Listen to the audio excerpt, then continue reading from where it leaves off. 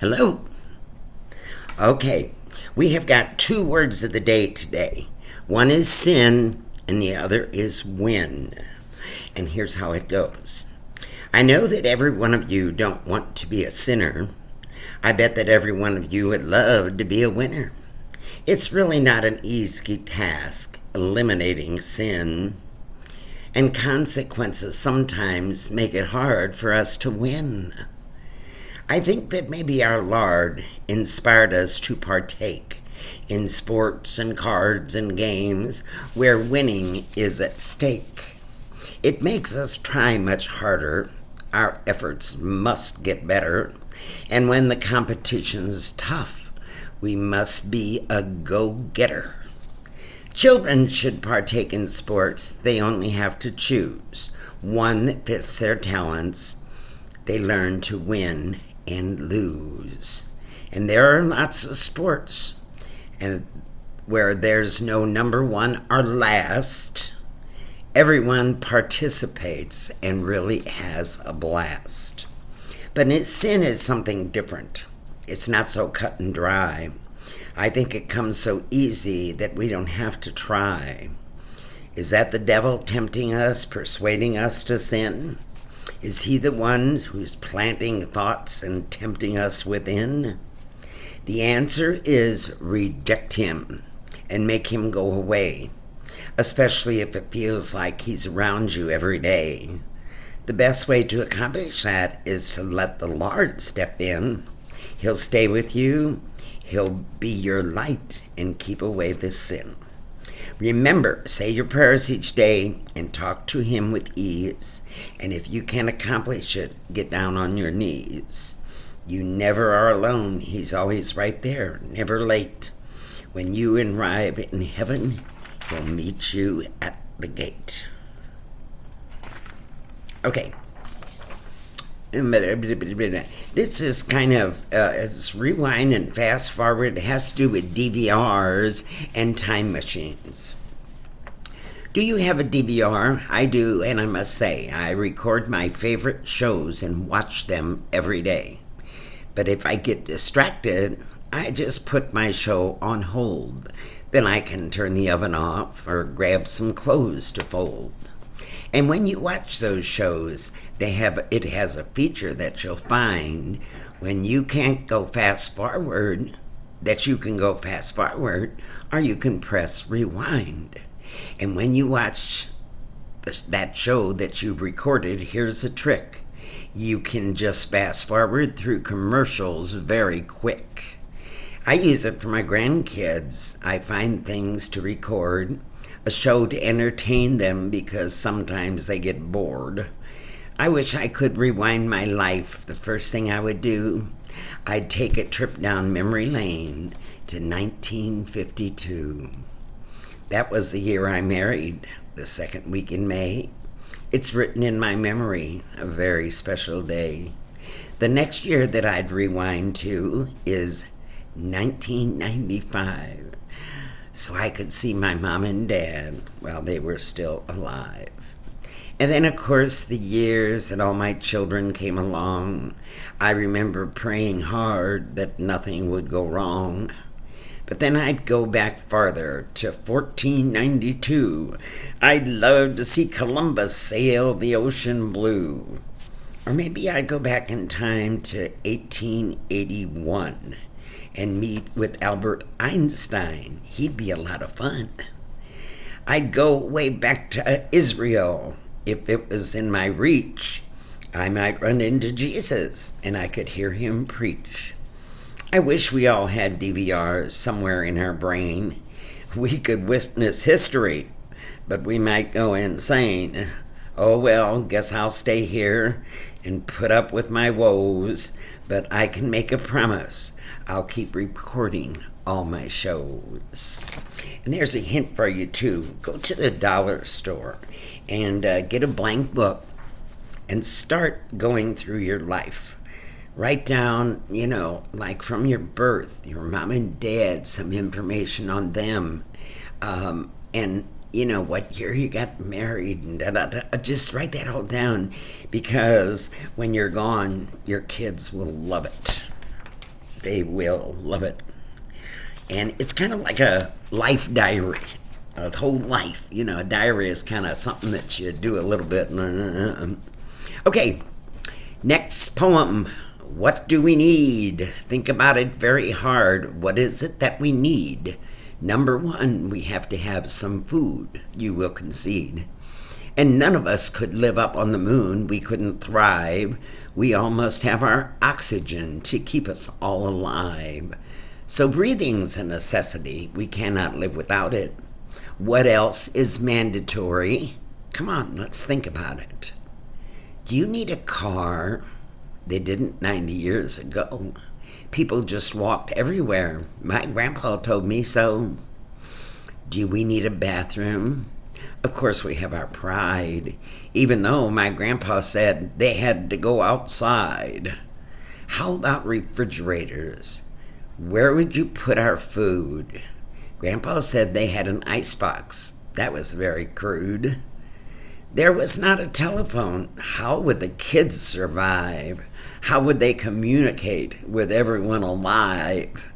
I have an electric iron. I use it to press my clothes. Grandpa's clothes were wrinkled. That's just the way it goes. And for all the women, wearing makeup was unique. Years ago, their method was the girls would pinch their cheeks. See, they'd get the blood up and they'd be a little, And they wore their dresses where the skirts would touch the floor. No one saw their ankles or their arms or even more. Women could not be alone with men till they were wed. Parents were protective then. They also used their head. Families back then were big, like 6 was then the norm. Children slept together and kept each other warm. Privacy was very scarce, especially for the poor. Children slept in one bed with 3 or maybe 4. And the winters were the worst. Sometimes they'd have no heat. In the morning, getting up was really quite a feat. Grandpa said that he was grateful he could always work. Coal mines paid their workers well. He felt that was a perk. Grandma stayed at home, took care of kids, and baked the bread. Women nowadays would rather go to work instead. Things are very different now. Our culture has progressed. Do we think it's better? Or maybe it's the best. I just know that things today are moving very quick. Grandpa isn't here today. I think he might be sick. Grandpa said that Sunday had a message to be sent. Everyone would get dressed up and off to church they went. When they got back home, they had a lovely Sunday dinner. Everyone was happy. Everyone a winner. Don't you wish today we would take rituals from the past? Faith and friends and family are things that always last. Try to start a habit. Attend to church and pray. You'll make Jesus happy and meet with him someday. Okay. Next one is, what have you got to lose? Would you do something different? Are you ready to stick out your neck? Are you thinking, hey, I can do this? Followed by, what the heck? Do you think Bill Gates was doubtful? Or maybe that Amazon guy? And did they have people ask them, you're doing what? And why? Yes, those 2 men are billionaires, and there are many more. Some had help from friends or parents. Some were kind of poor. Life is loaded with chances. You can take them or pass them by. Opportunities are everywhere. You simply have to try. Don't want to be a billionaire? Well, how about success? Now that is quite attainable. There may be lots of stress. They say behind each successful man, you'll find a loving wife, and she must be quite tolerant to create a wonderful life. Want to own a restaurant? Always wished you could? Have you ever cooked before, and was it really good? You could go to Shark Tank and make those people richer. Try out for the Cardinals and you could be a pitcher. Lots of things that you could do. Many will need school. If you don't or won't want school, then you're just a fool. Waiters make a lot of dough. Pick your restaurants well. When filling applications, it's you that you must sell. Like the outdoors, yard work. That'll suit you to a T. Landscaping and cutting grass is where you ought to be. But when you're looking for success and money is a factor, you probably should not aspire to be a famous actor.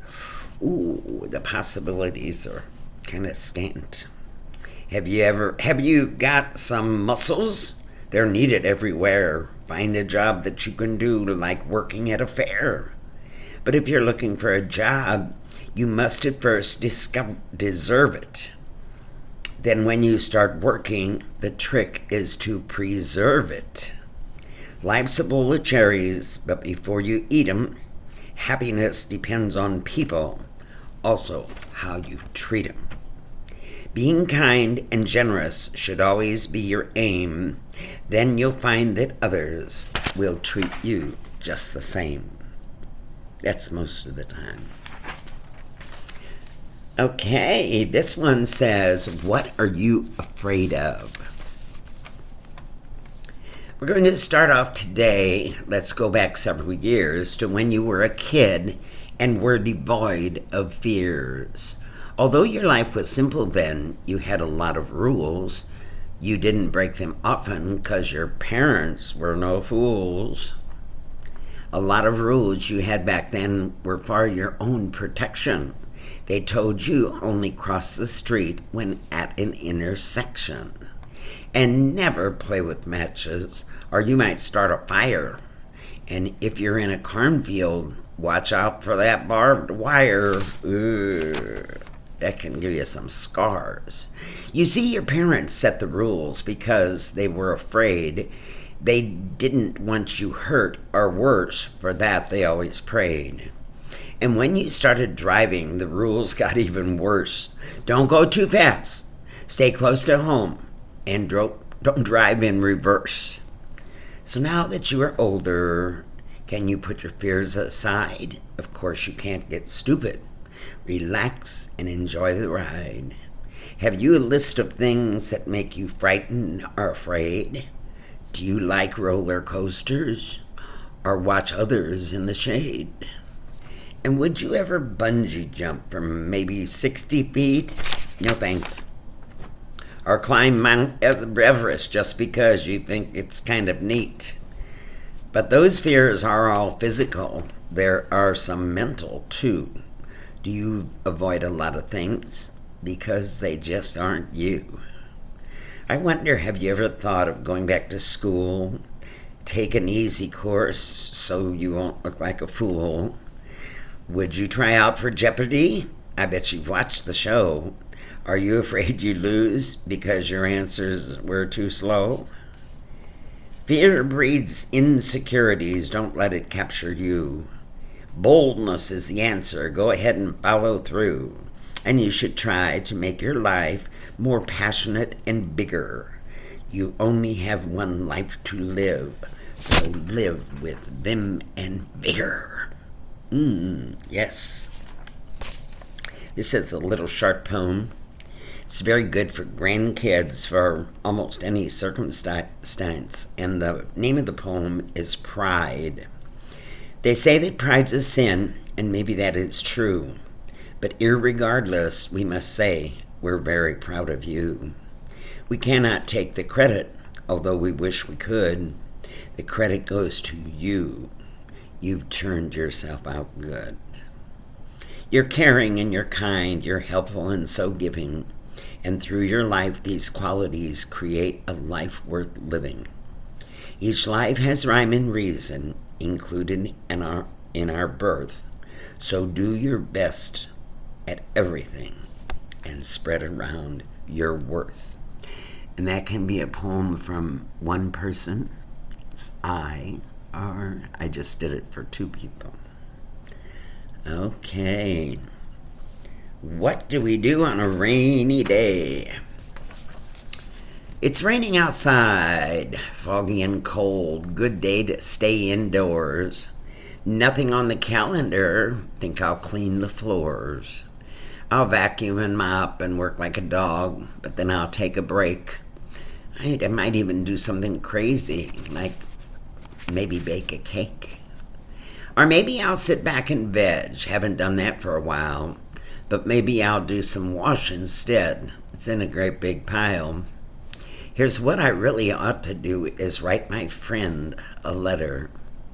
Haven't talked for quite a while. Hope she's feeling better. Yes, she is. I called instead. She sounded very cheery. Good to hear her voice again. She's conquering her weary. You see, she lost her husband, and it happened very fast. Amazing how your life can change. Not everything can last. She said she's okay by herself. She likes to live alone. Her kids are near, and she can always call them on the phone. She has a sister close to her, and they go out a lot. They like to shop, go out for lunch. They have a favorite spot. And daily, when the weather's nice, she likes to take a walk. But then the evenings are the worst.